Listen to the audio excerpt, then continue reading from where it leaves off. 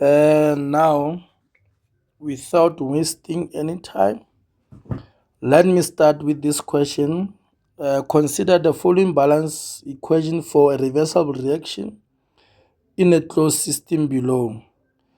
So, because now we are doing a revision, let's look at the statement by itself there. Now, I'm having the reversible reaction.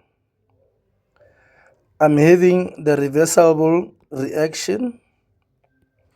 So once you talk about the reversible reaction, the reversible reaction, the reaction is reversible because the product can be converted back to the reactants. Why am I highlighting that? Because we are doing the revision. So it is important for us also to consider some of the definition that can be there in exam. Like from that statement, you can see we can define the two definitions from that statement. You'll be requested to define what is a reversible reaction for 1 mark. You can also be asked to define what is a closed system, even before you go to 6.1 there. So if you go to page 89, to that book 2, which was distributed by Department of Education in the Free State here, you'll get those definitions there. You'll get the open system, you'll get a definition of a closed system. The third one is reversible reaction. There is a chemical equilibrium. There is also the Chatelain principle. So go and refer to that manual on page 89. So then the sketch graph below shows the relationship between the value of equilibrium constant Kc and the temperature for this reaction. So immediately once I see this graph here, in physical science, we have the graph of the red proportion, the inverse proportion. So now this one is an inverse proportion, xy is equals to k. Then we can divide by x, you divide by x. So meaning y can be k over x. So where k is constant. I can also have another graph here. I can also draw another graph. I can also draw another graph on this side. So now I can have the Kc as well as the temperature. Our temperature here, it will be our independent variable. The Kc will be the dependent variable. Okay, so if I draw the graph, so this one is the direct proportion. So the graph y is equals to x, which is rise over run 1 over 1 there. So we can have a direct proportion from the origin. Now let's discuss these two graphs. 6.2, we are going to discuss the two graphs, but let me just read the 6.2, which is the question there that we need to answer it. Write down the sign of the heat of the reaction, which is delta H for the above reaction. You choose from positive or negative. So now to answer this question,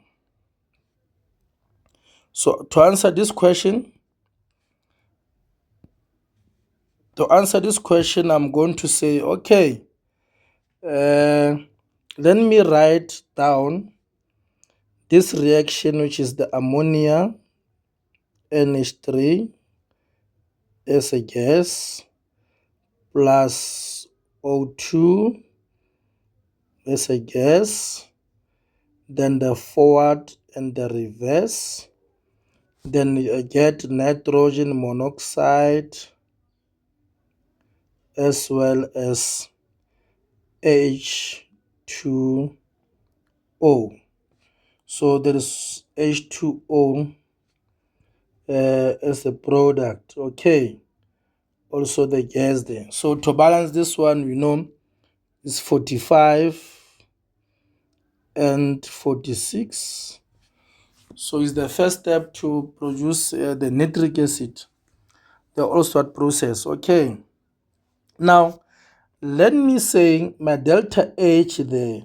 Let me put delta H to be greater than 0 without understanding the graph on that side. I want to test whether the delta H will be positive or will be negative. And I'm going to use the graph. So now, if delta H is greater than 0, it simply means the forward reaction will be an endothermic reaction. How do you know this is an endo? Because the delta H will inform you whether it's an endo or exo. So the top part, the top arrow, always you look at on the product side. I mean, not the product side, the delta H, which is the enthalpy change. If the enthalpy is greater than 0, then you know it will be the forward reaction, it will be endo. But if you see delta H is less than 0, so what does that mean to me? It simply means that my forward reaction will be what? It will be an exo. My reverse will be an endothermic reaction. So this is the first step that you need to start here before you answer this question.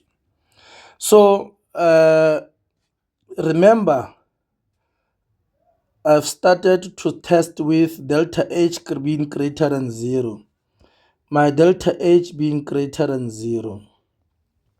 So delta H being greater than 0, I know the forward reaction will be the endothermic reaction.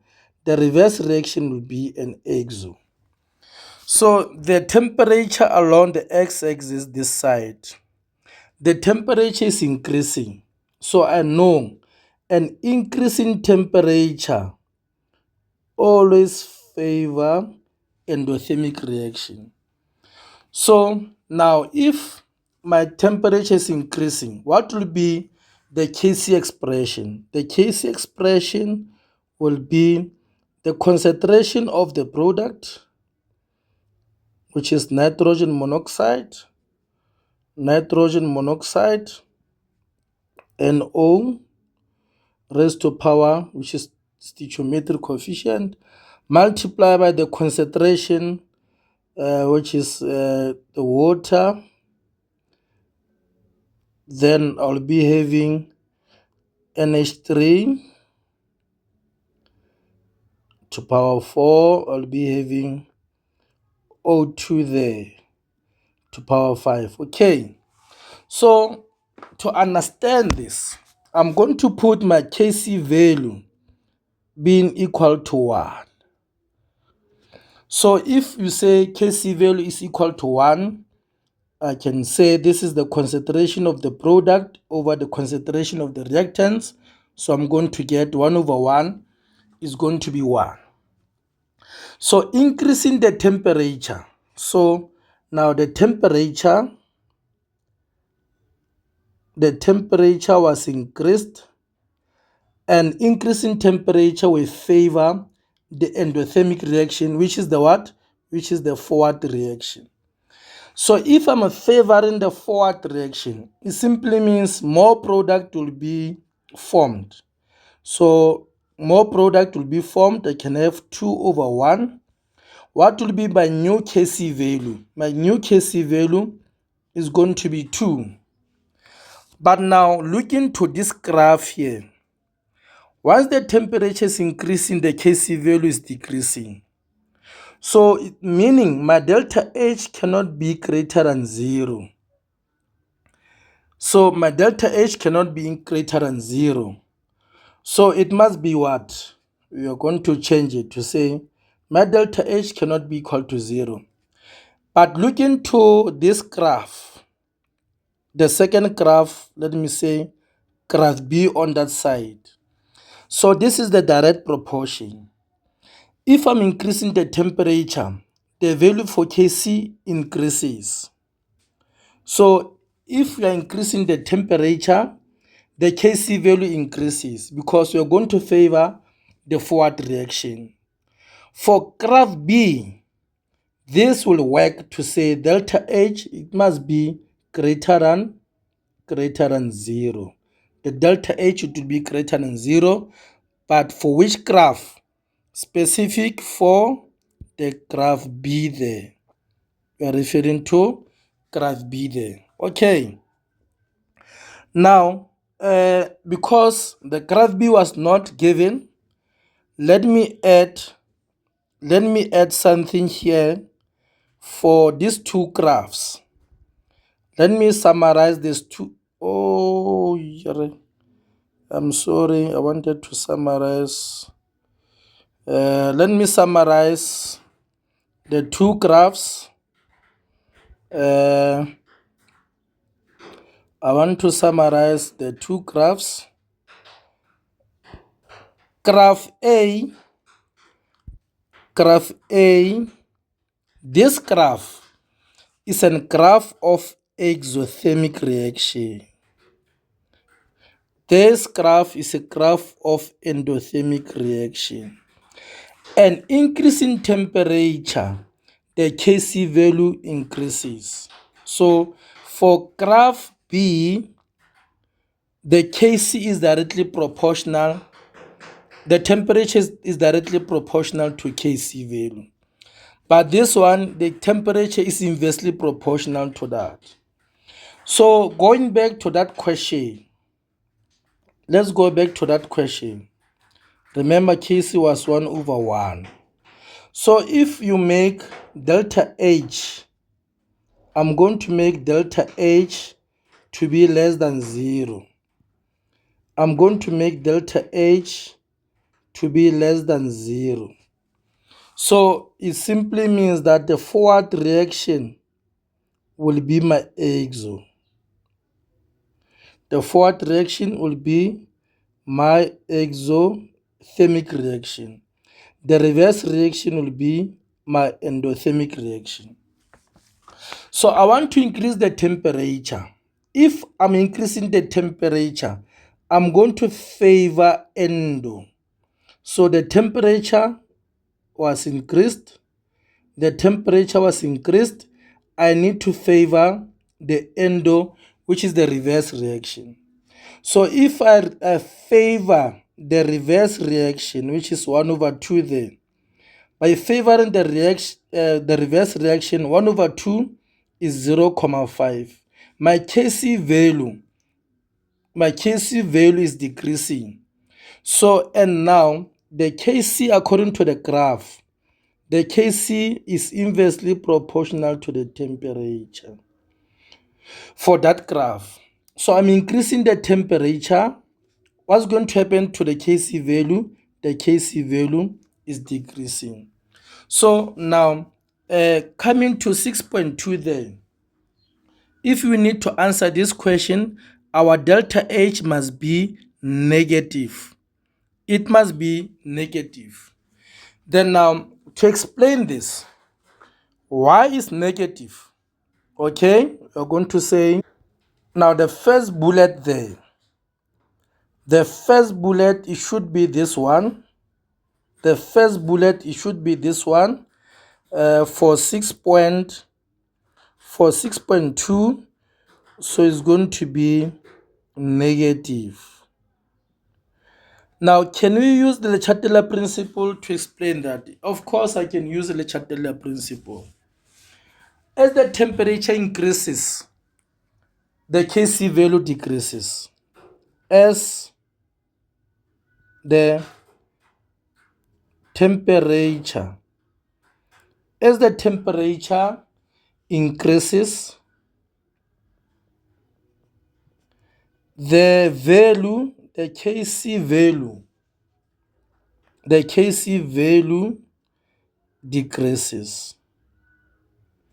Meaning now we check the proportionality on that graph A. If I'm increasing the temperature, the Kc value decreases. Then now, which side will be favored? Is it going to favor the forward reaction or the reverse reaction?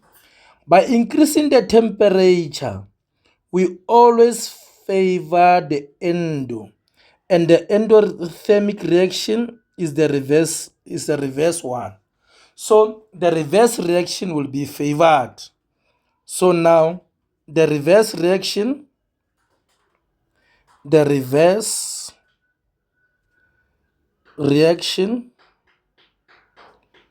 will be favored. So we're going to favor the reverse reaction. By increasing the temperature, we always favor endo. Is it endo forward or the reverse? Endo is the reverse reaction. This is how you're going to answer that question of 6.2. Okay. Then now 6.3. 6.3, the pressure on the system is decreased at constant temperature. Use the Le Chatelain principle to explain how this change affects the yield of nitrogen monoxide. So the yield of nitrogen monoxide. So are you going to get high yield of this, which is the profit, or you're going to get low yield of nitrogen monoxide? What actually we are doing now, we are talking about the pressure. From Boyle's law, the pressure will be inversely proportional to this. So we know the pressure will be inversely proportional to this. And we normally say pressure only for the gases. So you're going to look at our phases here, which should be a gaseous phase. So is G there, is G there, is G there, is G there. So pressure is for the gases. So on the left hand side, if you take 4 plus 5, I'm having 9 volume of a gas or 9 moles. Then now the forward and the reverse. Then I'm having 4 plus 6, I'm having 10 volume of a gas or the number of moles, 10 moles on that side. So now here the pressure, we decrease the pressure. So now we are going to favor which side? We're going to favor the side where we have the greater number of volume of a gas or the number of moles. So meaning I'm going to favor where I'm having more, or I'm going to favor the side where the reaction forms more volume of a gas or the number of moles. Meaning I'm going to favor the forward reaction. So we have answered the question, but now let me put it down here. 6.3. 6.3. The answer will be what's going to happen to the nitrogen monoxide. The yield of nitrogen monoxide, is it going to increase, decrease, or remain the same? Because I'm going to favor the side where I'm going to have greater number of volume. So I'm going to favor the forward reaction according to these two arrows. So it's going to be increases. So the answer there will be increases. Increases. Why you say increases? Then you go up and look at this part. You have answered the question. So the first bullet, according to the Chatelain principle, decrease in pressure.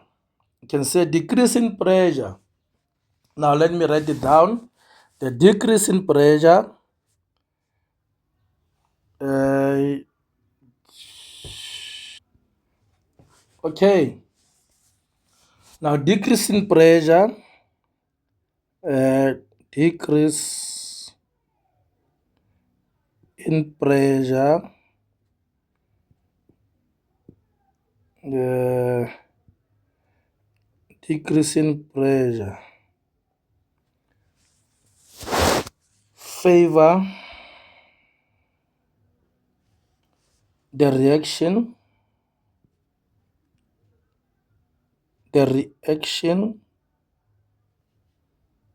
that